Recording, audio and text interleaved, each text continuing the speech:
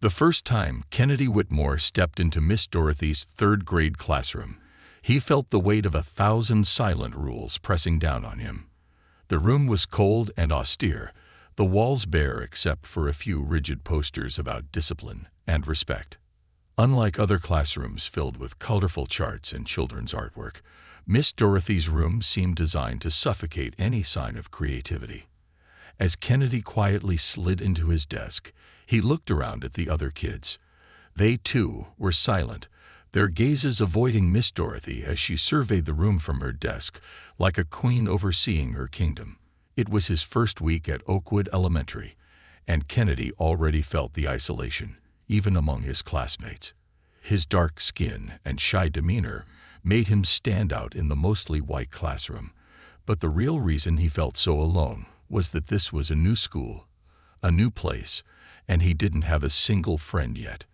"Settle down, everyone," Miss Dorothy snapped, her eyes narrowing as her gaze fell on Kennedy. "Class begins promptly at 8, not 8:1. Her words, though directed to the whole class, seemed aimed squarely at him. Kennedy gulped, ducking his head, and hastily pulling his books from his bag, his fingers fumbling with each one. For most of the morning, Kennedy tried to make himself as invisible as possible. Miss Dorothy's eyes had a way of locking onto mistakes like a hawk, and he felt his palms grow sweaty every time she scanned the room, her gaze cold and unforgiving.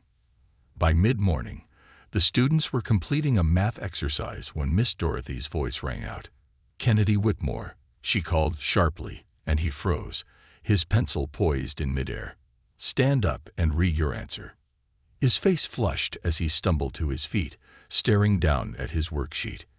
He tried to read the numbers aloud, but his voice barely rose above a whisper. "Speak up," Miss Dorothy barked, her voice carrying an edge that made Kennedy wince. "Do you expect everyone to strain their ears just for you?" Kennedy cleared his throat, trying to summon some courage, but the laughter of a few classmates made his voice shake even more. He knew he hadn't done well on the exercise, and the sting of his mistakes was fresh. "Not only is your answer incorrect," Miss Dorothy continued, "but the entire format is sloppy. Do you think anyone would accept work like this? If you're here to waste my time, you're sorely mistaken, young man." His cheeks burned, and he quickly lowered his gaze. Kennedy felt small, insignificant, and worse, hopeless. He missed the warmth of his old school, where teachers smiled and praised him when he got things right, not this constant barrage of criticism for every little slip. As he returned to his seat, he felt the sympathetic stares of a few classmates, but no one dared say a word. Miss Dorothy had instilled fear in them all, and any attempt to help would only bring her wrath down on them. The rest of the day passed in a blur, each lesson filled with sharp remarks and cold stares from Miss Dorothy. By the time the final bell rang, Kennedy's shoulders were hunched, his spirit weighed down by the harsh words that clung to him like shadows. As he walked out of the classroom, he wished he could disappear, become invisible like he tried to in class. But waiting by the school entrance was his father, Bernard Whitmore, Oakwood Elementary's newly appointed principal. Bernard's eyes lit up as he spotted Kennedy, and he opened his arms wide, his welcoming smile a stark contrast to the gloom of Miss Dorothy's classroom. "Hey there, champ," Bernard said warmly, kneeling down to meet his son at eye level. But Kennedy couldn't find the strength to smile back. The joy he'd felt that morning, knowing his dad was nearby, had been replaced with doubt, self-doubt that clawed at his heart. "Hey, Dad," Kennedy mumbled, his voice barely audible. Bernard's smile faded slightly as he took in his son's downcast expression. His heart clenched, and he gave Kennedy's shoulder a gentle squeeze. "Was it a tough day, buddy?" he asked softly, and Kennedy just nodded, looking down at his shoes. Bernard didn't press further, but as they walked home, he kept glancing at Kennedy, his heart heavy with concern. Bernard had accepted the position at Oakwood Elementary, in part to give his newly adopted son a fresh start, a chance to find a new community. But seeing Kennedy like this was a reminder that change could be daunting, even painful. When they got home, Bernard gently encouraged Kennedy to talk about his day, to share any little detail he wanted. Kennedy hesitated, but his father's patient, caring gaze gradually helped him open up. "Miss Dorothy," Kennedy started, then paused, the words tangled up in his throat. She just doesn't like me. I can never do anything right. She called me lazy and sloppy." His voice wavered, but he forced himself to continue, his emotions spilling over. "She makes me feel like I don't belong there." Bernard's eyes darkened, but he kept his tone gentle. "Kennedy, listen to me. You are smart, kind, and capable. And you're anything but lazy. Just because someone says something doesn't mean it's true." He wrapped an arm around his son's shoulders. "I am so proud of you, and I want you to know, no matter what anyone says, you are enough, just as you are." Kennedy nodded, and though he still felt a pang of doubt, his father's words sparked a flicker of hope inside him. Bernard would do whatever it took to protect his son's heart and help him feel safe, even if it meant confronting uncomfortable truths. The next day, Bernard arrived at school early, his thoughts troubled. As principal, he couldn't ignore the responsibility he had to every student, not just his son. But as Kennedy's father, he felt an added weight, a need to ensure that his son could thrive without fear. Miss Dorothy had her methods, he thought, but no child should have to feel that kind of dread simply by walking into a classroom. Bernard resolved to keep a close eye on the situation, to carefully observe the dynamics in Miss Dorothy's class, and as he greeted students that morning, he silently promised himself that he would do everything in his power to ensure that Oakwood Elementary became a place where every child, including Kennedy, could flourish without fear. The next morning, Bernard Whitmore strode into Oakwood Elementary with a quiet determination. The memory of his son's sad, defeated expression haunted him, and he knew he had to tread carefully. As principal, he couldn't allow his role to overshadow Kennedy's experiences, but as Kennedy's father, he felt an undeniable urge to protect and guide him. His first stop was the teacher's lounge. He greeted a few early arriving teachers, exchanging polite pleasantries and gathering subtle observations. Most seemed comfortable, settling into their routines. Yet when Miss Dorothy walked in, Bernard noticed a shift. The air grew tense, and the teachers around her fell silent. She moved with a rigid air, her expression set in a way that discouraged conversation. Bernard watched, making a mental note of her demeanor. He had already reviewed Miss Dorothy's records and knew she was a veteran teacher. For years, she had been known for her strict discipline, her belief in the importance of rules and order above all else. But her rigidity, he now realized, might have crossed a line. Later that morning, Bernard visited classrooms under the guise of a principal's tour. When he entered Miss Dorothy's room, he spotted Kennedy sitting at his desk, his shoulders hunched, his eyes fixed on his notebook. Bernard watched as Miss Dorothy guided the students through a reading lesson. She called on several students in quick succession, her voice sharp, demanding accuracy. Some students answered correctly, earning a curt nod. But others, particularly Kennedy, who stumbled over a word, faced Miss Dorothy's harsh, critical gaze. "Kennedy," she said in a tone that made his name sound like a burden. "That's the 4th time this week you've made the same mistake. Perhaps if you spent more time focusing and less daydreaming, you'd keep up." Her voice was laced with impatience, her arms folded tightly as she waited for him to respond. Kennedy flushed, murmuring, "I'm sorry, Miss Dorothy." His gaze lowered, his fingers trembling as he turned the page of his book. Bernard felt a pang of sorrow, watching his son shrink under the weight of Miss Dorothy's words. When the class ended, Bernard thanked Miss Dorothy and moved on, his mind buzzing with thoughts. He understood the need for discipline, but Miss Dorothy's manner was far from encouraging. She seemed to relish her authority, using it to exert control rather than inspire. Bernard resolved to keep a close watch and explore alternative ways to support Kennedy and any other students who might be suffering in silence. That afternoon, as the final bell rang, Bernard walked down the hallway, pausing as he noticed Kennedy in the library with another student, Sarah. She was one of the few classmates who had shown Kennedy kindness, offering him quiet smiles or small words of encouragement when Miss Dorothy's criticism became too much. Bernard watched from a distance as Sarah slid into the chair next to Kennedy, her soft voice reaching his ears. "Hey, Kennedy," she said, nudging his arm gently. "I saw Miss Dorothy giving you a hard time again. I don't think it's fair. You're doing great, really." Her words were sincere, and Kennedy looked up, a shy smile breaking through his usually timid expression. "Thanks, Sarah," he whispered. I feel like no matter what I do, she's always disappointed." "Well, that's her problem, not yours," Sarah replied firmly. "My mom says that teachers are supposed to help us learn, not make us feel bad." "You're really smart, Kennedy. You just have to keep trying." Her words seemed to reach him, and Kennedy's shoulders straightened a little. They spent the next hour in quiet conversation, Sarah helping him with his reading and encouraging him with every correct answer. Bernard felt a surge of gratitude for the young girl's kindness. Sometimes, he thought, children could be the most insightful teachers of all. Over the next few days, Bernard continued his observations, watching Miss Dorothy's behavior carefully. Each day, she seemed to find a new reason to single out Kennedy, her criticisms subtle but unrelenting. If he hesitated over an answer, she would click her tongue impatiently.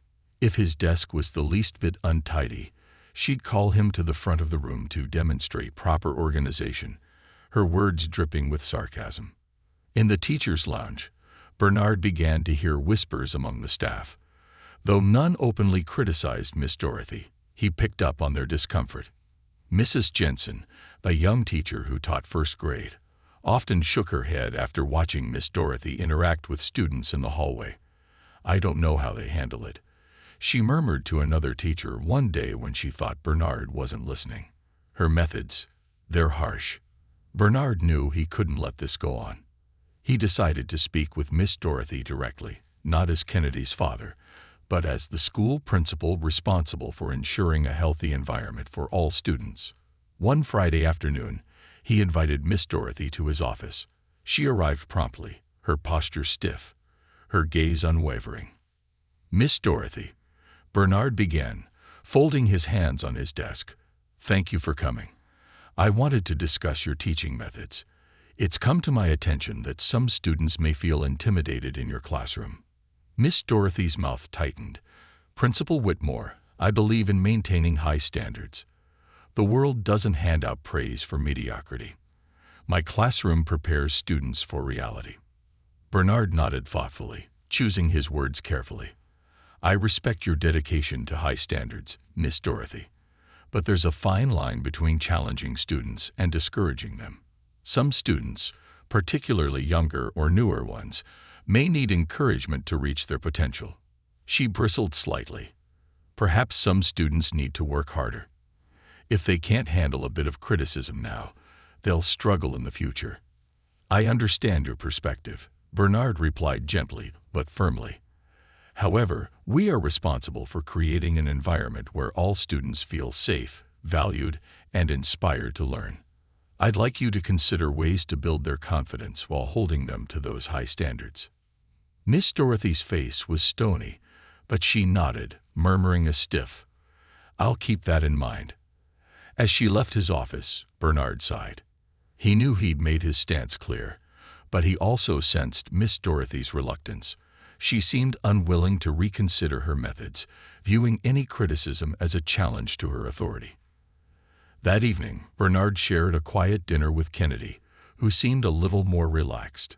Encouraged by his father's questions, Kennedy began to talk about his day, sharing stories about the library, about Sarah's help, and even about a funny incident in gym class. Bernard's heart lifted, knowing that Kennedy was slowly finding moments of joy, despite the challenges in Miss Dorothy's class. "Remember, Kennedy," Bernard said as he cleared the table, "no one defines your worth but you. Miss Dorothy might have her opinion, but that doesn't make it true. You are smart, capable, and brave. I am proud of you." every single day. Kennedy looked up, a small spark of hope in his eyes. "Thanks, Dad. I'll try to remember that." The weekend brought a brief reprieve, but come Monday morning, the tension resumed. Bernard stopped by Miss Dorothy's class and found her reprimanding Kennedy again. This time, it was for forgetting his notebook. She held it up for the class to see, her lips pressed into a thin line. "This," she declared, "is what happens when you don't come prepared. How do you expect to learn without your materials, Kennedy?" The boy's face fell, but he nodded, mumbling an apology as he sank deeper into his seat. Bernard's jaw clenched. He couldn't keep allowing Miss Dorothy's behavior to go unchecked. Her constant targeting of Kennedy was taking a visible toll on his son's confidence. That afternoon, Bernard gathered a few teachers for a private meeting. Miss Rodriguez, a warm and compassionate teacher from 4th grade, was among them. She'd noticed Kennedy's struggles and had approached Bernard before with concerns about Miss Dorothy's treatment. "Principal Whitmore," she began hesitantly, "I've seen how Kennedy is treated in Miss Dorothy's class.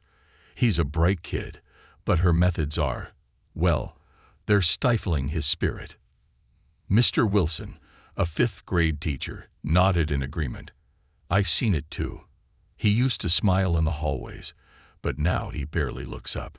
No child should have to face that kind of discouragement." Bernard listened intently, feeling a mixture of gratitude and sorrow. He knew he had the support of his staff, but he was also painfully aware of the impact Miss Dorothy's words were having on his son. "Thank you for sharing your observations," he said, his voice steady. "I'll be addressing this formally with Miss Dorothy. But in the meantime, let's do everything we can to support Kennedy and any other students who may be affected." Miss Rodriguez volunteered to mentor Kennedy after school, offering tutoring sessions that would give him a safe space to build his confidence. Bernard gratefully accepted her offer, knowing it was a step in the right direction. That evening, he spoke with Kennedy about the new after-school help. Kennedy's face lit up, and Bernard's heart swelled with pride. As they settled into the evening routine, Bernard silently vowed to continue standing up for his son, ensuring that Oakwood Elementary would be a place where all children, including Kennedy, felt safe, valued, and empowered to learn. As autumn settled over Oakwood Elementary, Bernard's concern for his son grew heavier with each passing day. He had hoped his conversation with Miss Dorothy would soften her approach, but it seemed to have the opposite effect.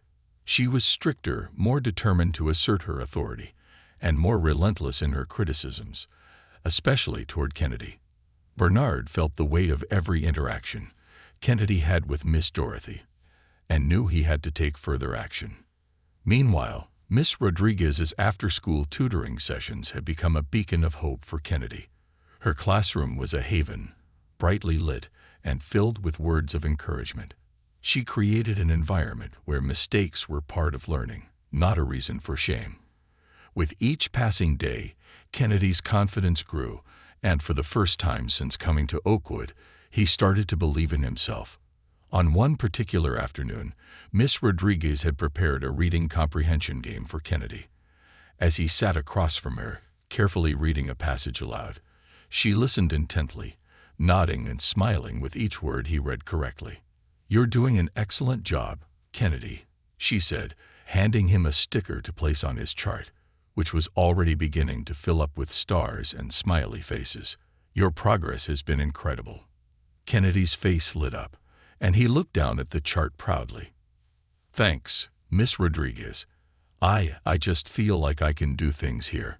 His voice held a hint of surprise, as if he were realizing his potential for the first time.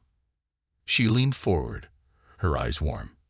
"Kennedy, you're capable of so much.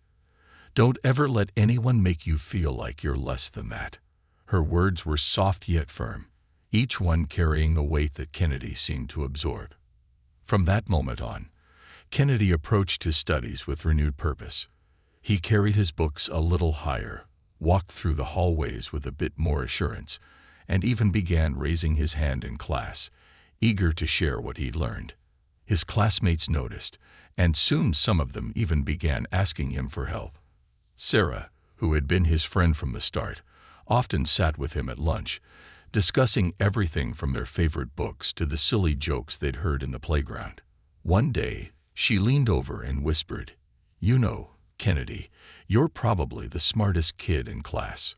Her words made him blush, and he felt a pride that no amount of Miss Dorothy's scorn could erase.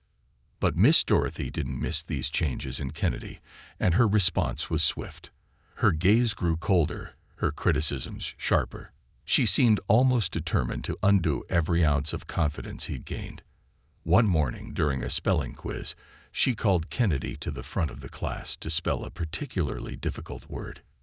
Kennedy's hands trembled slightly as he approached the board, gripping the chalk tightly. He could feel the weight of Miss Dorothy's stare and the silence of the classroom pressing down on him. Taking a deep breath, he began to spell, his voice quivering. "Incorrect." Miss Dorothy interrupted before he'd even finished. She turned to the class, her lips pressing into a thin line. "This is what happens when we don't put in the effort to learn." Kennedy's face flushed as the class sat in uncomfortable silence, but Sarah, sitting in the back, shook her head slightly, her gaze one of sympathy and silent support. Kennedy's heart swelled with a mix of shame and determination. He walked back to his seat with his head held as high as he could manage, but inside, he felt a familiar sting. When he got home that afternoon, Kennedy found his father waiting at the dining table, a quiet warmth in his gaze. Bernard had been hearing reports from Miss Rodriguez, and though he saw improvement, he also knew about Miss Dorothy's recent harshness. "Hey, champ," Bernard said, patting the seat next to him. "How was school today?" Kennedy sat down, sighing deeply. He fiddled with the edge of his book bag, his eyes averted. "Miss Dorothy called me up to spell a word. And I got it wrong. She said I didn't try hard enough. But I did, Dad. I really tried." Bernard's heart ached as he listened. He wanted to wrap his arms around his son and shield him from every hurtful word, every unfair judgment. "Kennedy, I know how hard you work. I see it every day. And I'm so proud of you, no matter what. Miss Dorothy's words don't define you." Kennedy looked up, his expression uncertain. "Do you really think I'm smart, Dad?" Bernard smiled, his voice steady and full of warmth. "Without a doubt. And you know who else thinks you're smart? Miss Rodriguez, Sarah, your classmates who ask for your help. They see how talented you are. Don't ever doubt that, son." Kennedy's eyes shone with renewed determination. That night, he stayed up a bit later than usual, working on his spelling and practicing math problems. He was determined to show Miss Dorothy, and more importantly, himself, that he was capable of success. The following week, however, brought a new twist. Miss Dorothy, sensing the tension and the support growing around Kennedy, made a calculated decision. She fabricated a complaint, accusing Kennedy of cheating on his recent spelling test, pointing to his sudden improvement as suspicious. Bernard received the report, and his stomach dropped as he read the words. He knew his son, knew his integrity, and he could feel the accusation was false. But as principal, he had to address it formally. With a heavy heart, he called Kennedy into his office after school, determined to handle the situation with care. "Hey, Kennedy," he said gently as his son entered the office. "Miss Dorothy sent a report. She thinks you may have received help on your spelling test." Kennedy's face fell, his eyes filling with disbelief and hurt. "But I didn't cheat, Dad. I worked really hard. Miss Rodriguez helped me study every day after school." Bernard knelt down to his son's level, his hand resting on Kennedy's shoulder. "I know, Kennedy.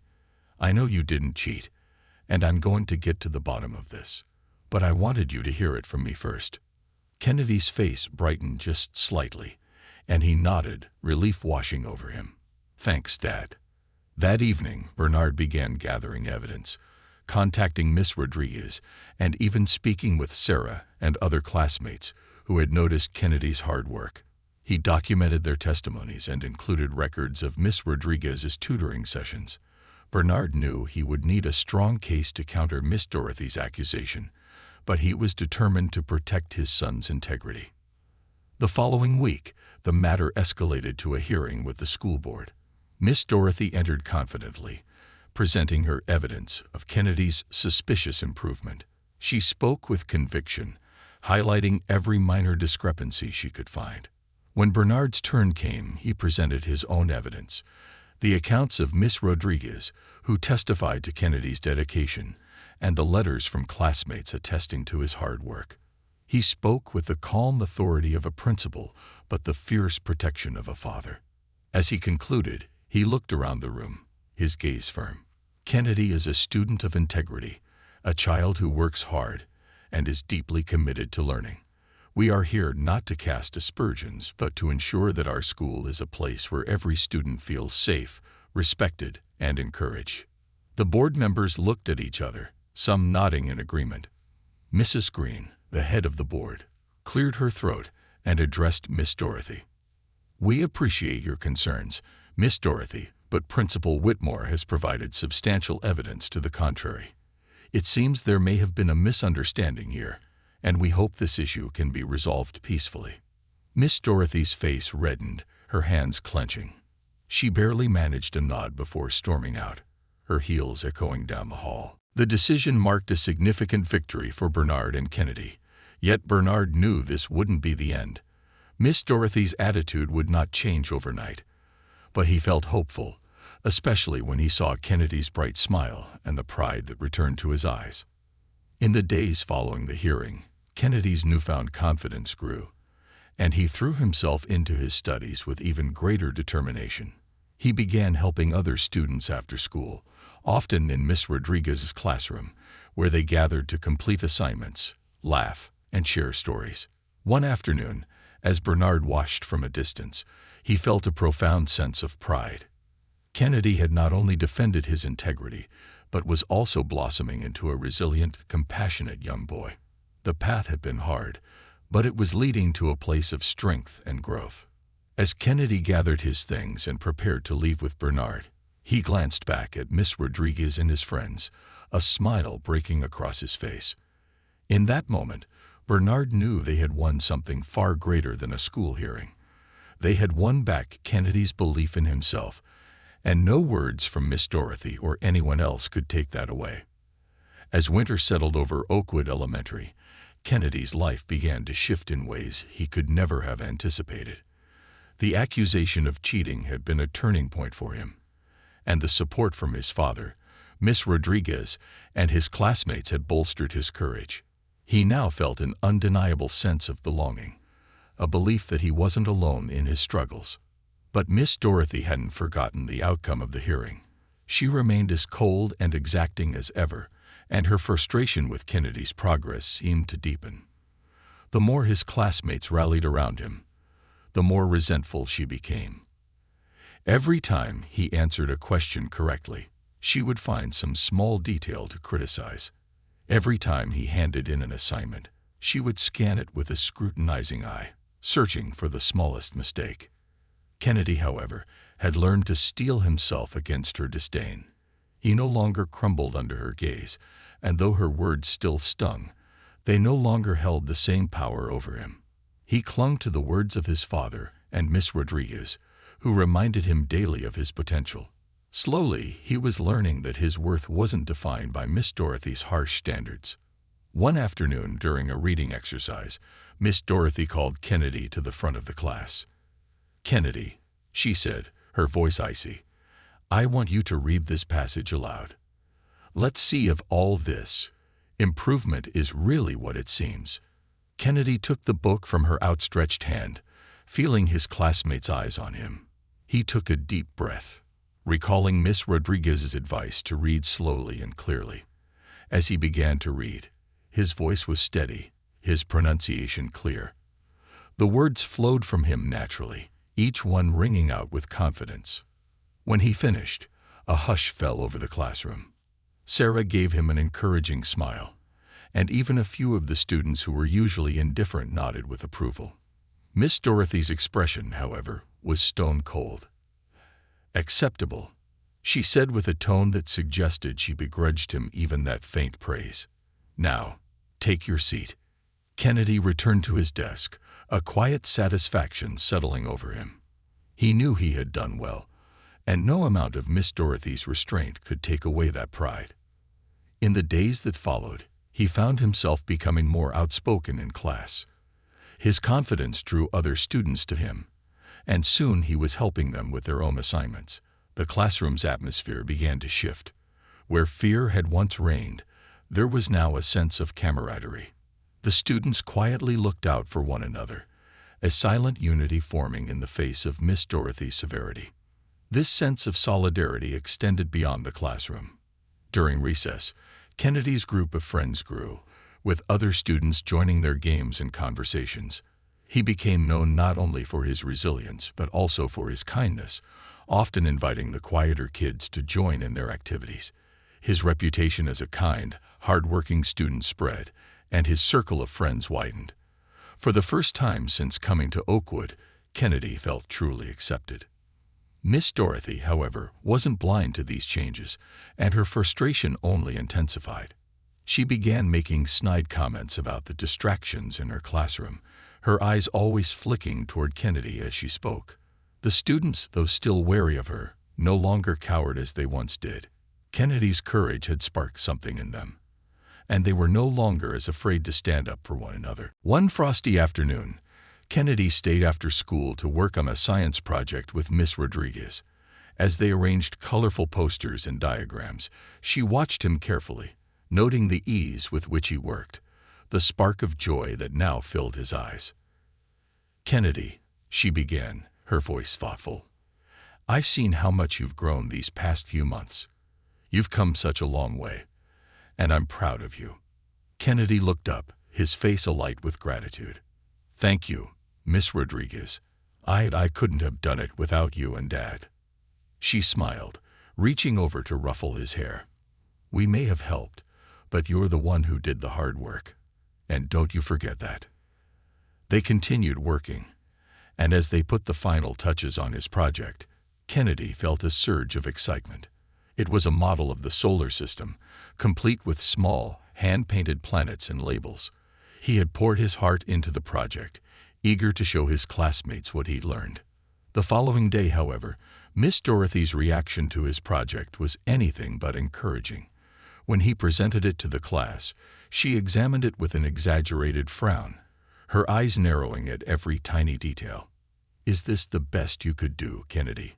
she asked, her voice dripping with disdain. "I would expect more effort from a third grader." A few classmates looked at her in disbelief, their expressions mirroring Kennedy's own shock. Sarah, sitting near the front, gave Miss Dorothy a steely glare, her hands clenching into fists.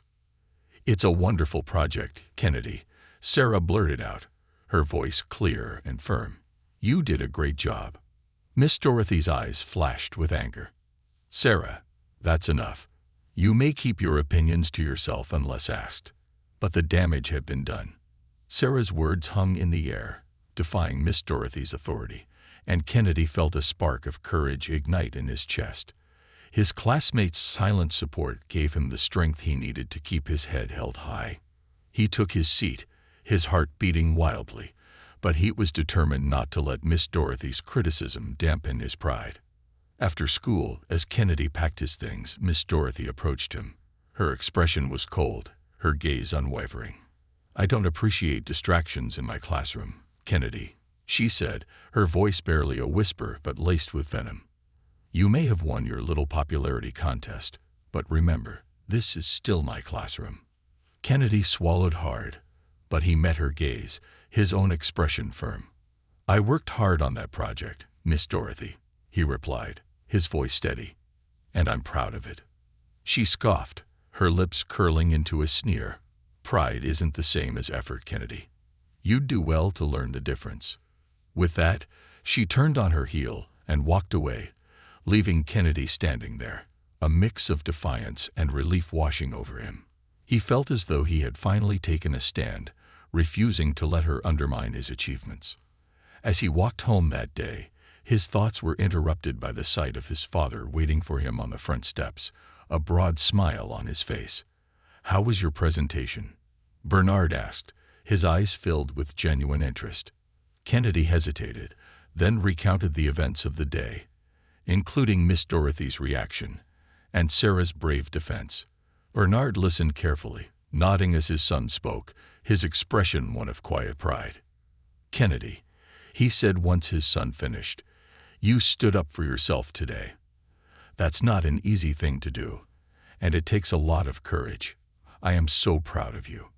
Kennedy's heart swelled, and he felt a sense of accomplishment that no amount of Miss Dorothy's criticism could take away. "Thanks, Dad," he whispered, leaning into his father's embrace. Over the next few weeks, the tension between Kennedy and Miss Dorothy became more apparent, but so did Kennedy's resilience. His classmates continued to support him, standing up for him in small but meaningful ways. Miss Dorothy's authority was beginning to wane, her power over them slipping as they realized they could challenge her negativity with kindness and unity. Then one day, Miss Dorothy made a startling announcement. "Class," she began, her tone unusually neutral, "the principal has arranged a school-wide assembly next week, and some of you will be recognized for your hard work and achievements this semester." Her gaze lingered on Kennedy for a moment, a hint of bitterness flashing in her eyes. Kennedy's heart skipped a beat. He hadn't considered the possibility of being recognized, but he knew he had worked hard. The thought of standing in front of the school filled him with a mixture of excitement and anxiety. But as he looked around at his friends, who smiled and gave him encouraging nods, he felt ready for whatever came his way. The day of the assembly arrived, and the auditorium buzzed with excitement. Parents, teachers, and students filled the seats, eager to celebrate the achievements of their peers. Kennedy sat in the front row with his classmates, his hands clasped tightly in his lap, his heart pounding as he waited for the ceremony to begin. As Bernard took the stage, his voice warm and steady, he began announcing the students who had made exceptional progress. One by one, students were called to the stage. Each one met with applause and cheers. When Bernard called Kennedy's name, the applause grew louder, his classmates cheering wildly. Kennedy stood, his legs shaking slightly, but he walked to the stage with his head held high, his gaze meeting his father's as he approached the podium. "Today," Bernard said, his voice filled with pride, "we recognize a student who has shown remarkable growth, resilience, and kindness. Kennedy Whitmore has not only excelled academically, but has inspired his classmates to support one another and face challenges with courage." Kennedy's eyes filled with tears as he accepted his certificate, and as he looked out into the audience, he saw his classmates, his friends, and Miss Rodriguez, all smiling back at him, their faces glowing with pride. He felt a sense of belonging he'd never known before, and in that moment, he knew that he was stronger than he had ever believed. From the back of the room, Miss Dorothy watched in silence, her face unreadable.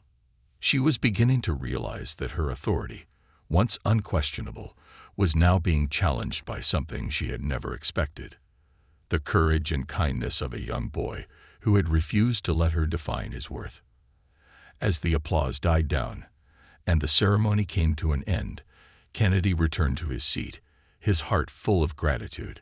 His father's words, Miss Rodriguez's encouragement, and the unwavering support of his friends had carried him through the darkest moments, and he knew that no amount of criticism could ever take away the pride he felt now. Kennedy's recognition at the school assembly sparked a wave of excitement and pride throughout Oakwood Elementary. In the days that followed, teachers, parents, and students continued to share their congratulations, adding to Kennedy's newfound confidence.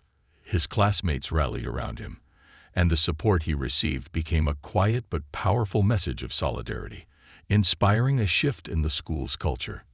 Miss Dorothy, however, was growing more isolated with each passing day. The pride and admiration the school community showed toward Kennedy only seemed to deepen her resentment. She could feel the students' quiet defiance, their unwillingness to cower under her stare or heed her harsh criticisms as they once had. Kennedy, once her easiest target, was now a symbol of resilience, his quiet determination lighting a path for others to follow. And the more Miss Dorothy tried to maintain her control, the more it slipped away.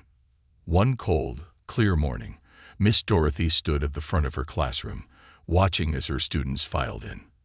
They chattered softly, their voices light with excitement over the upcoming winter break. Normally, Miss Dorothy would have silenced them with a sharp word, but today she simply watched them, her face a mask of tension. She knew that something had changed in her classroom, that her authority had waned.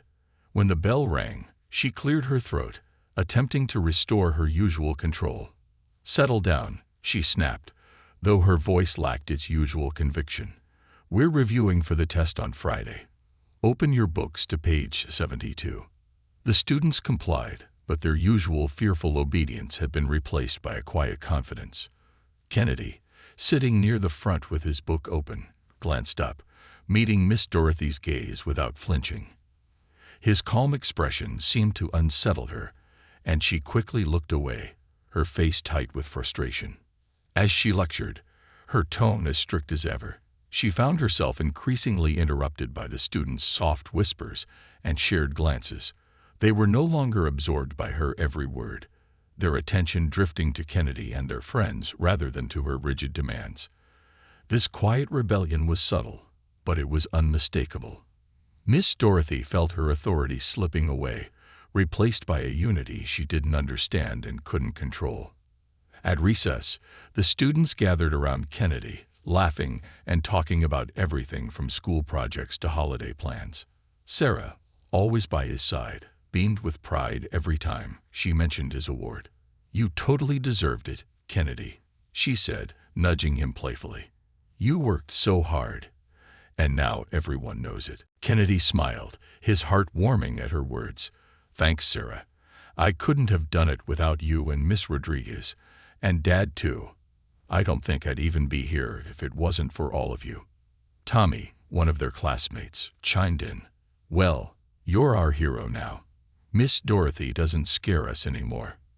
The group laughed, and Kennedy felt a swell of joy. For so long, he had felt small, unseen, and unworthy. But now, surrounded by his friends, he felt as though he belonged. Miss Dorothy's words, once powerful enough to make him doubt himself, no longer held sway over him. Meanwhile, Bernard was keenly aware of the changes taking place at Oakwood. He noticed the shift in the students' attitudes, their newfound sense of confidence, and the sense of community that was blossoming. He had been discreetly keeping tabs on Miss Dorothy's behavior, quietly gathering reports from teachers and parents who had long been concerned about her methods.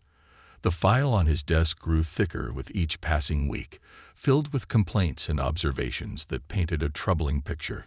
One afternoon, he called Miss Dorothy into his office for a formal discussion. She arrived, her face tense, her hands clenched into tight fists. Bernard gestured for her to sit, keeping his expression neutral. "Miss Dorothy," he began, his tone calm but firm, "I want to discuss some concerns that have been brought to my attention. Several parents and teachers have expressed their reservations about your teaching methods. They feel that your approach may be too harsh for our students." Her face flushed, her eyes flashing with indignation. "Principal Whitmore," she replied, her voice tight. "I believe in discipline. Children need structure if they're to succeed in the real world. If parents and teachers can't see that, then they're failing to prepare these students for what lies ahead." Bernard sighed, his expression softening with a hint of sadness. "I understand your commitment to discipline, Miss Dorothy, but structure should not come at the expense of a child's self-worth. I believe we can help students succeed without causing them to fear or doubt themselves." Her face darkened, but she remained silent, her jaw set in defiance. Bernard continued, choosing his words carefully. "I would like you to consider a different approach, one that encourages rather than intimidates. Our students thrive when they feel supported and valued." Miss Dorothy's gaze flickered, her posture stiffening even more. "Very well, Principal Whitmore," she replied coolly, though her voice trembled slightly. "I will take your concerns into account." As she left his office, Bernard couldn't shake the feeling that she had not taken his words to heart. He knew he might need to take further action if her behavior didn't change, but he hoped she would at least try to adjust her approach. The following weeks brought an unexpected turn. Miss Rodriguez, who had been Kennedy's steadfast supporter, organized a mentorship program for younger students struggling with confidence and academics. She knew how much her encouragement had meant to Kennedy and wanted to create a safe space for other students to grow and flourish. When she approached Kennedy with the idea, his eyes lit up with excitement. "You mean I could help other kids?" he asked, his voice filled with wonder. Miss Rodriguez nodded, smiling warmly. "Yes, Kennedy. You've become a leader in this school, and you have so much to offer. I think you'd make a wonderful mentor." Kennedy's heart swelled with pride, and he immediately agreed. Over the next few days, he began spending his recess and lunch breaks, helping younger students with their assignments, offering them encouragement and guidance. His kindness and patience quickly made him a beloved figure, and soon he had a small group of mentees who looked up to him with admiration. One afternoon, as Kennedy sat in the library helping a second grader named Emma with her reading, he noticed Miss Dorothy watching from the doorway. Her face was unreadable, a mix of curiosity and something else he couldn't quite place. But he didn't let her presence distract him, focusing instead on Emma, who beamed as she successfully read a sentence aloud. "See, Emma," Kennedy said, smiling. "You're doing great. Just keep practicing, and soon you'll be reading whole books on your own." Emma grinned, nodding eagerly. "Thank you, Kennedy. I want to be as smart as you someday." Kennedy's cheeks flushed with pride, and as Emma skipped off, he felt a sense of fulfillment that he had never known before. But as he gathered his things to leave, he noticed that Miss Dorothy was still watching him. She met his gaze for a moment, and he thought he saw a glimmer of something softer in her eyes, something that seemed almost like regret. But before he could say anything, she turned and walked away, her usual stiffness returning. That evening, as he recounted the day's events to his father, Bernard listened with a mixture of pride and concern. He knew that Kennedy's progress was remarkable, but he also sensed that something was shifting in Miss Dorothy. Her pride and resistance were deeply ingrained, and he couldn't help but worry about the potential consequences of her struggle to accept change. The tension came to a head one Friday morning during a math lesson. Kennedy raised his hand to answer a question, his voice clear and confident. Miss Dorothy nodded slowly, but instead of her usual criticism, she simply said, "Correct. Good job, Kennedy." The class exchanged surprised glances, and Kennedy blinked in shock. He had been braced for her usual disapproval, but her words, though simple, held a trace of acknowledgement that he hadn't expected. For the rest of the day, Miss Dorothy seemed unusually quiet, her gaze distant, her tone lacking its usual sharpness. That afternoon, Miss Dorothy approached Kennedy in the hallway. She stood there, her posture rigid, her expression unreadable. "Kennedy," she began, her voice softer than usual. I see that you've made a lot of progress. You're helping the younger students too. That's admirable." Kennedy was stunned. For a moment, he didn't know how to respond, but he managed a quiet, "Thank you, Miss Dorothy." She nodded, her gaze lingering on him for a moment before she turned and walked away. Kennedy watched her go, a mixture of confusion and hope stirring in his chest. For the first time, he felt as though she might actually see him as more than just a student to criticize. Perhaps, he thought, she was beginning to realize the impact of her words. As he left school that day, Kennedy felt lighter than he had in a long time. He walked home with a renewed sense of purpose, his mind filled with thoughts of the younger students he was helping, his friends who stood by him, and the quiet changes he had seen in Miss Dorothy. He didn't know what the future held, but he knew he was no longer afraid. That night, Bernard sat with him on the couch, listening as Kennedy recounted the events of the day. When he mentioned Miss Dorothy's unusual words, Bernard's eyes softened, his expression one of quiet pride. "You've made a difference, Kennedy," he said, wrapping an arm around his son's shoulders. "Not just for yourself, but for everyone around you." I couldn't be prouder." Kennedy leaned into his father's embrace, a deep contentment settling over him. He had faced his fears, overcome his doubts, and emerged stronger than he had ever imagined. And as he drifted off to sleep that night, he knew that, no matter what challenges lay ahead, he had the strength to face them. The seeds of change. As summer settled over Oakwood Elementary, the dust from Miss Dorothy's departure had begun to settle, and the changes Principal Bernard Whitmore had implemented started taking root. Staff and students alike were adjusting to the new, more inclusive atmosphere that now defined the school. However, the effects of Miss Dorothy's years in the classroom lingered, especially with Kennedy, who still carried the weight of her harsh words. Kennedy had come a long way, his confidence blossoming as he became a central figure in the school's peer support program. Inspired by his journey, his father, Bernard, encouraged him to start a student kindness club. This was a safe space where children could share their feelings, support one another, and recognize acts of kindness. The club was an instant hit, attracting both students and staff who wanted to be part of this positive change. Kennedy led discussions, organized games that taught empathy, and even initiated a buddy program where older students helped younger ones navigate school life. Kennedy's confidence grew with each meeting, and he began to embody the values of kindness and perseverance that his father and Miss Rodriguez had worked so hard to instill in him. One day, as the school year was wrapping up, Bernard received a letter at his office. The return address caught his attention. It was from Miss Dorothy. Intrigued, he carefully opened the envelope and unfolded the letter. Her handwriting was shaky but deliberate, as if each word had been written with great thought. "Dear Principal Whitmore, I hope this letter finds you well.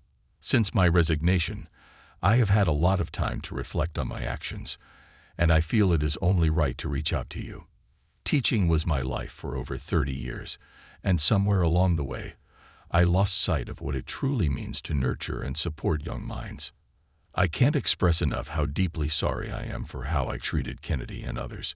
Watching my behavior through the eyes of the board and in the accounts of parents, colleagues, and students was a stark wake-up call. I realize now that I allowed my own insecurities and rigidity to overshadow my duty to uplift and encourage every student who entered my classroom. Since leaving Oakwood, I have been working with a counselor and volunteering at a community center where I assist with tutoring sessions for children from various backgrounds. I am learning to see them not just as students to instruct, but as individuals with their own strengths, dreams, and struggles. In doing this, I have come to realize how much potential I failed to nurture in my own students. Please pass on my deepest apologies to Kennedy. He was never hopeless. In fact, I see now that he possesses a strength and resilience beyond his years. I hope he can forgive me and know that I am committed to becoming a better person and teacher, should I ever be given the opportunity again. Thank you for holding me accountable and for helping me realize the importance of compassion and humility. I am a changed person because of it. Warm regards, Miss Dorothy." As Bernard read the letter, he felt a surprising sense of relief. It was rare for someone to take full accountability for their actions, and he respected Miss Dorothy's courage in doing so. Carefully, he folded the letter and placed it in his desk drawer. He would share the letter with Kennedy, but he wanted to do so in a way that would bring him peace rather than reopen old wounds. That evening after dinner, Bernard sat with Kennedy in the living room, the letter resting on the coffee table between them. "Kennedy," he began softly, "Miss Dorothy wrote a letter to me, and I'd like to read it to you, but only if you're ready." Kennedy looked at his father, his eyes wide but calm. After a pause, he nodded. "I think I'm ready, Dad." As Bernard read the letter, Kennedy's face softened. The anger and hurt that had lingered began to melt away, replaced by a sense of understanding. He looked up at his father, a small smile forming. "I forgive her, Dad. It hurt a lot, but I don't want to be angry anymore. Maybe she can change." Bernard wrapped his arm around Kennedy's shoulders, pride swelling in his chest. "You're an incredible young man, Kennedy. Forgiveness is one of the most powerful things you can offer someone. and it shows how strong you've become." From that day forward, Kennedy carried Miss Dorothy's apology with him as a reminder of the importance of kindness and understanding. The school year ended with Kennedy and the Student Kindness Club organizing a Friendship Day, where students shared stories of encouragement, celebrated each other's achievements, and even wrote letters of appreciation to their teachers. As summer arrived, Bernard reflected on the journey he and Kennedy had taken. He knew there would always be challenges, but with the strength they had built together, he was confident they could face anything. And so, with the school community transformed, and with his father's steady support, Kennedy looked toward the future with renewed hope and confidence, ready to take on the world with kindness and courage. A new chapter of hope and legacy. The following school year began with a new energy at Oakwood Elementary. Principal Bernard Whitmore had initiated sweeping changes in the school's culture, infusing every hallway, classroom, and activity with a spirit of empathy and inclusivity. Friendship Day had become a celebrated tradition, and Kennedy's Student Kindness Club grew larger each month, welcoming students from every grade and background. Now the club was embarking on a project that would leave a lasting impact on the school and its students. As club president, Kennedy gathered his team in the library one afternoon. His voice was filled with excitement as he revealed his new idea. "This year, let's create a wall of inspiration," he announced, a bright smile lighting up his face. "It'll be a place where anyone can post their story, a challenge they overcame, or a kind message for others." The club members buzzed with enthusiasm, each contributing ideas for how the wall could look. Tommy, Kennedy's best friend, suggested they add art, drawings, and quotes from famous figures known for their resilience and kindness. Sarah, a quiet but creative girl from Kennedy's class, eagerly offered to design some colorful posters for the wall. Every suggestion brought the project closer to life, transforming Kennedy's initial idea into a vision that the whole school could soon embrace. With Principal Bernard's blessing, the students gathered supplies and prepared a large section of the hallway near the main entrance. Over the course of several weeks, they transformed it into a colorful mosaic of stories, drawings, quotes, and even small tokens of friendship. Brightly colored notes filled the wall, each one sharing something unique: hopes, dreams, and moments of kindness. Some students wrote about times they'd felt misunderstood or afraid, while others shared the joy of having a friend to rely on. Kennedy's own message took center stage on the wall. It was a simple note, written in his careful, small handwriting. "No matter what anyone says, you are important and loved. Don't be afraid to show the world who you are because you matter. Kennedy." Kennedy was no longer the shy, uncertain boy who had walked into Oakwood Elementary a year ago. His experiences, the challenges he'd faced, the support he'd received from his father and Miss Rodriguez, and even Miss Dorothy's transformation, had helped him grow into a confident, empathetic leader. And in him, the other students saw someone they could trust, someone who had faced hardship and emerged stronger. One morning, as Kennedy and his friends were adding new stories to the wall of inspiration, they noticed an envelope taped to the wall. It was plain and unmarked, but when they opened it, they found a heartfelt note that took them all by surprise. "Dear Kennedy, I visited Oakwood today and saw what you and your friends have created. I'm proud of you. I know I caused a lot of pain last year, and I'm still working to make things right within myself. But seeing this wall, seeing what you've done to help others, it reminds me that change is possible, even for someone like me. Thank you for showing me the power of forgiveness and kindness. You have given me hope and reminded me what it means to truly care for others. I'm grateful to know that I was part of your journey, even if it was a difficult part. Sincerely, Miss Dorothy." Kennedy stared at the note, his heart swelling with mixed emotions. He'd forgiven Miss Dorothy, but seeing her words in writing felt like closing a chapter of his life that had once brought him so much pain. His friends looked at him, waiting for a reaction, and Kennedy smiled. A genuine, heartfelt smile that radiated peace. "This just shows how much we can change if we really try," he said softly. "And maybe if Miss Dorothy can change, so can a lot of others." Miss Dorothy's message became a treasured part of the Wall of Inspiration. The students added it in a small frame, placing it among the stories of courage and kindness. Over the next few weeks, the wall continued to grow, with messages from parents, teachers, and students, all sharing their own stories of resilience and encouragement. Meanwhile, Principal Bernard saw this transformation taking root not only in the students but also in the teachers and staff. Inspired by the student-led projects, he implemented new faculty programs that encouraged teachers to collaborate, reflect, and support each other. Miss Rodriguez took on a mentorship role, helping newer teachers understand the importance of empathy in the classroom. One day, she approached Bernard with an idea. "Why don't we start a teacher-student mentorship program?" she proposed, her eyes shining with excitement. "We can match each student with a teacher or staff member who can provide guidance and support. That way, every student will have someone they can trust." Bernard immediately saw the value in her suggestion. He'd witnessed firsthand how much of a difference a single supportive adult could make in a child's life. Miss Rodriguez's idea would ensure that no student felt alone or unimportant. The mentorship program launched in the spring, pairing teachers with students across all grades. Bernard watched with pride as teachers like Mr. Smith from the gym department and Mrs. Johnson from 3rd grade volunteered eagerly. Each student now had someone they could turn to, confide in, and look up to. Kennedy, of course, was paired with Miss Rodriguez, a choice that seemed obvious to everyone. The bond they shared had only strengthened over time, and Kennedy often told her about his dreams, his love for learning, and his desire to help others. In return, Miss Rodriguez shared stories from her own life, about her journey to becoming a teacher and the lessons she'd learned along the way. Together, they planned new activities for the Kindness Club and brainstormed ways to make Oakwood a place of acceptance and joy.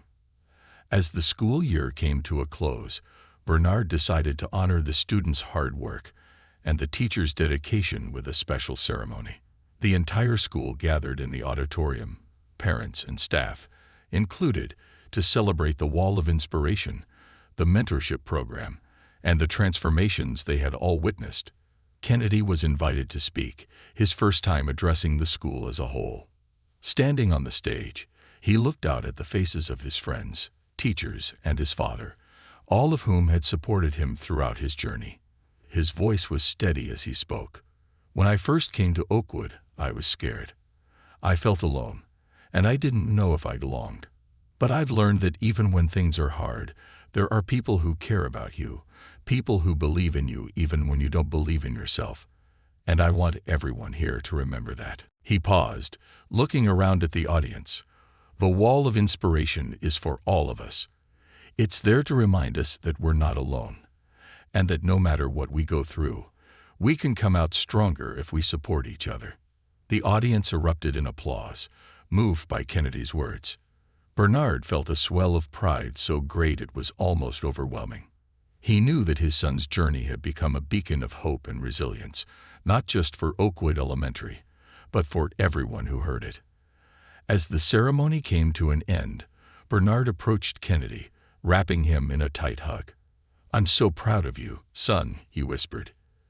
"You've shown us all the power of kindness and forgiveness. You're helping make this world a better place." Kennedy smiled, hugging his father back. "Thanks, Dad. I wouldn't be here without you." As they stood together, watching the students, parents, and teachers mingling with a renewed sense of community and belonging, Bernard knew that Oakwood Elementary had changed forever.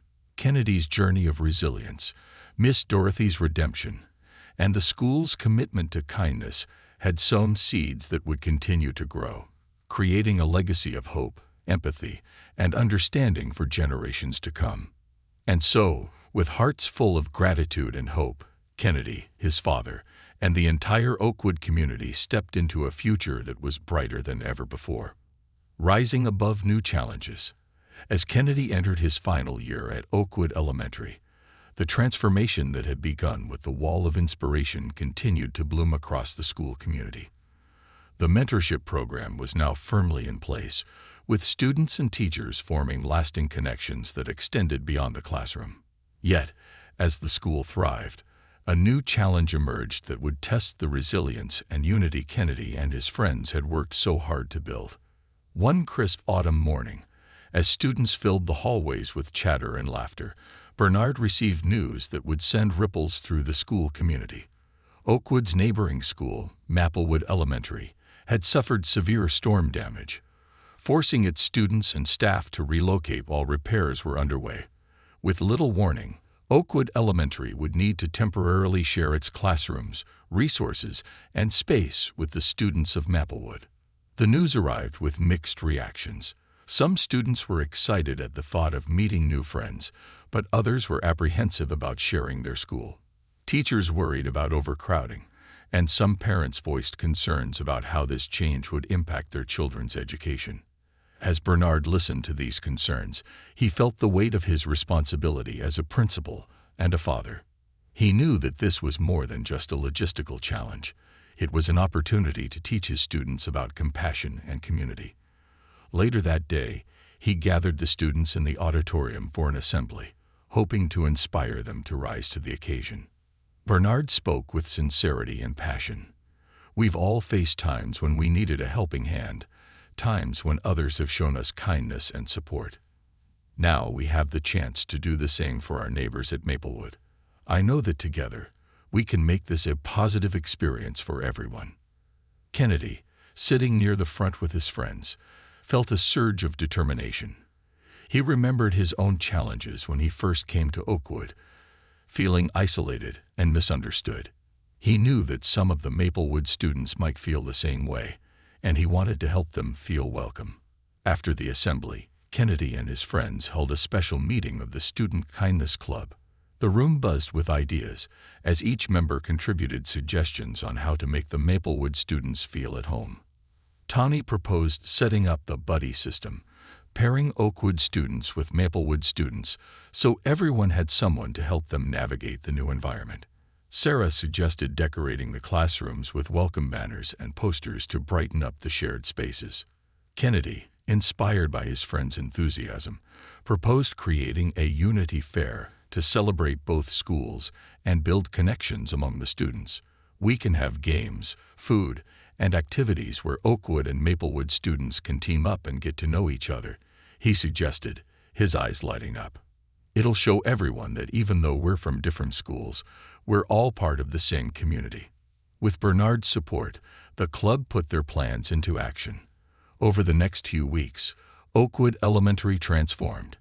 Colorful banners reading "Welcome Maplewood" hung in every hallway, and classrooms were filled with collaborative art projects. The buddy system quickly became a highlight, with Oakwood students eagerly taking their Maplewood buddies under their wing. Some pairs formed close friendships, bonding over shared interests and new experiences. The day of the Unity Fair arrived on a sunny Saturday, with students and parents from both schools gathered on Oakwood's field. Stalls lined the area, offering games, arts and crafts, and food that represented the diverse cultures of both school communities. There was a station for face painting, a booth for friendship bracelet making, and a game area where kids played in mixed teams.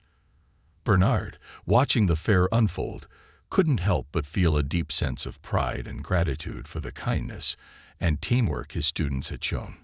Kennedy and Tommy volunteered at a booth where kids wrote encouraging messages for each other, adding them to a long unity chain that would be displayed in the shared cafeteria. Each link in the chain represented a message of friendship, gratitude, or support, and by the end of the day, the chain stretched across the field, a vibrant symbol of their connection. As the sun began to set and the fair wound down, Bernard gathered everyone for a closing ceremony. He spoke about the power of unity and the strength that comes from supporting one another, especially in challenging times. Then, he invited Kennedy to share a few words, recognizing him as one of the key leaders in creating a welcoming environment. Kennedy stepped onto the small stage, his voice steady and his gaze sincere. "When I first came to Oakwood, I felt different and a little scared. but I was lucky to have people here who made me feel like I belonged.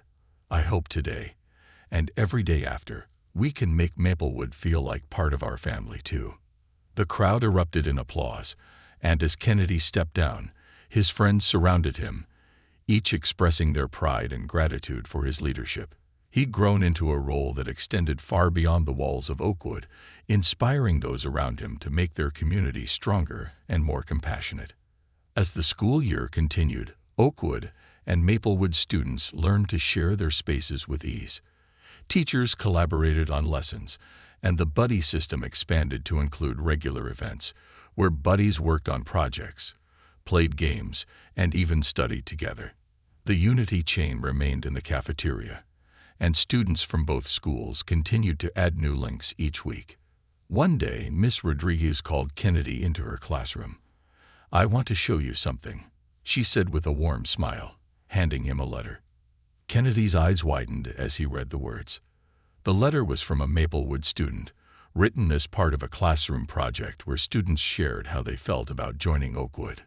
"Dear Kennedy, at first I was nervous about coming to Oakwood. I thought I'd be alone, or that people wouldn't like me.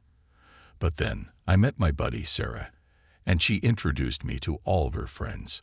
She told me about the Kindness Club and showed me the wall of inspiration. I even got to add my own story to it. Thank you for creating a place where I could feel safe and make friends. I never expected to feel so at home in a new school. You've inspired me to start my own club when we go back to Maplewood. I want to make my school as warm and welcoming as yours. Your friend, Isaiah." Kennedy's heart swelled with pride as he read the letter. He hadn't realized how much of an impact the Kindness Club and the Wall of Inspiration had made on the Maplewood students. Knowing that his actions had inspired others to spread kindness filled him with a deep sense of purpose. With the school year winding down and the repairs at Maplewood nearly complete, Oakwood prepared for a farewell assembly. At the assembly, Bernard and the teachers shared stories of the connections that had been formed, and Maplewood's principal expressed gratitude for the warm welcome her students had received. As a final gesture, the students from both schools added the last links to the unity chain, which had grown so long it now wrapped around the entire gymnasium.